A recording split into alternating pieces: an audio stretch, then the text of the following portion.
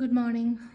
Ngasi card message ngase ko. Ngasi card message se ko gi rashi gi matung ina dumai toro gi ngase ka try thwe ka taw thok jara ko. Isha isha gi rashi ma pado khala khala ga dumai toro gi minera se ko. No se da le ko ahan ba se da le re ani shu ba se da le re ahum mari manga taruk ko taret Nipan, Mapan, Tara, Taramathoy, Taranithoy. Khoi han ba ko khoi han ba khoi gi mesh rashi gi nga se ko mesh rashi gi na kari message la ke ha ba do nga si se ko mesh rashi gi na first card se kai message la ke ba do yenga se ko mesh rashi ko khoi first ki se mesh rashi gi na nga si se thabak inkhang do oiro natraga hate ate mating do oiro ama do oiro dum khara lakpa dum oi ko aphaba lakpa an haras ne ko samna ha ba da mating gumba kai gumba dum lakani khara ko khudong chaba gumba kai gumba khara lakani ado sida la iba khudong chaba se phana khanthara ga gumba law ko haidi ai se si se law bana phabra law da bana phabra ha ba do haida blindly eta tak long law ba ya de ba khatang khandara ko laga do mai taro ga law bi ba ko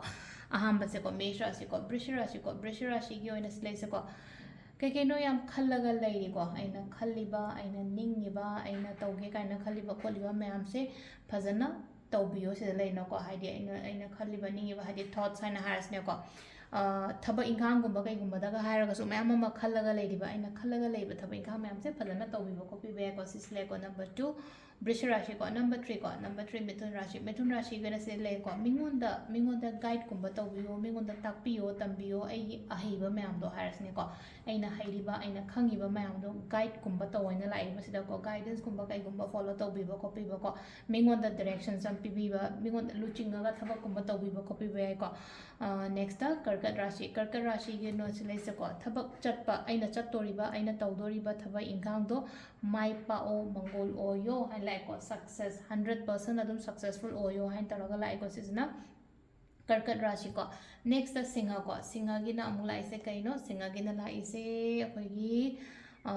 silai se ko aina chat ki taugi haina khra khallaga leiri ko haidi kitang energy se yam positive oi ko aduga wakhan da di kitang doubt ma kai ma lei ko adu hai lei han gano adu gi potu ma ta energy positive oi wakhan da doubt kumba kai kumba lei ba kholi ba create la ise sila han bi gano aina chat ke hari confidently chat pi ba doubt tham da na ko sima lei ra ko sisina ko singa rashi ko kaina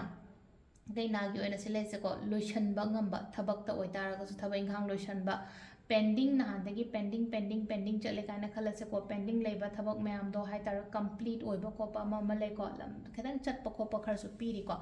karai da no khana koi boy ro moi ro ko sisena tula ko mi pullo khatang wakhan su lungai na layo isa ko su yam na na layo ko sta ke na lai se ko haidi queen na ma hai tar ko nupi ma sida ke na lai se do na kai to ba tai ko se khatang hai tar ko ngasi tula rashi gi oina wakhan khatang nungai ba mi khatang tinaba mapan khatang tho o yum da ko sum sungjala ga lai ga no ko bridge ki na silai se ko aina khan ba aina ningi ba photo to ko haidi always ai intuition sa ras aina sima to matam da engonda kana do ma le ha ga edu photo to bio ba se sina ko gi bridge rashi ko mi ngonda kem hai ga na to mina chap chap ta haidi to bi ba si pot se ko anuga next ta dhanu gi oina se lai se ko lai shu phajana pau angangai like tam angangai oigi haraga di ko aduma laire lai shu phajana pa bi ba copy ba focus thamo ai aina ji tawri ba kholi ba suguma mayam se da ko aduma laire aduga amana thaba ama taw matam do ko haidi confusion kumba kai gumba laire ga di ko haidi guidance kumba kai gumba follow taraga thabak taw bi ko dhanu se ko makkar gi oina silai de chawkhat pa oina pi ri ko aina sum tawra iba kholiba thaba inkhang mayam se engonda chawkhat pa phaba khotpa amai taraga pi bodo sisina khoi gi makar rashi ngai lere ko next ta kumbh rashi ji sum mating khatang da na te imong manung cho kai sho dum phajana hai ta ko nu shi chan na lemina ba khomina ba mai taraga sisna kumbh rashi last ki minna gi se la ise aina khanba aina ningi ba aina keno tawri ba se fulfill oyo haina taraga lai ko sila se ko do sila re ko gi rashi gi matungina tarot card reading ma'am. Thank you.